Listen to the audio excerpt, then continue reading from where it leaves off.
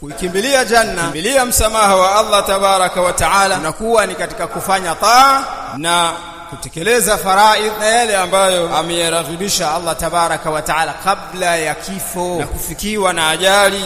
Jambo hilo takiwa lifanywe kabla ya kupatikana na vikwazo vya mtu kuweza kuyaendea mambo kama vile maradhi au kongwe au mtu tiwa jela au fitna miongoni mwa fitna au kutokezewa na jambo la kukushughulisha. Yani muda ambao uko na faragha una wasaa wa kufanya, huo ndio wasaa wa kufanya taa. Usisubiri kwamba mimi bado kijana nafanya nikifika miaka kadhaa. Nani anakupa guarantee ya kuwa unafika hiyo miaka? Hujaona wagonjwa wakikaa miaka kadhaa ndani halafu walio wazima wanakufa tunawazika? Hujawaona wazee wamebaki vijana wanakufa tena pengine wadogo kuliko hata wewe? Kwa hiyo hii ni fursa yako wewe kutekeleza taa. Na yule ambaye anafanya taa katika hali ya ujana, huyu amedhaminiwa kivuli katika vivuli vya Allah tabaraka, kivuli cha Allah tabaraka wa taala, siku ambayo kutakuwa hakuna kivuli cha yote isipokuwa kivuli cha Allah tabaraka wa taala.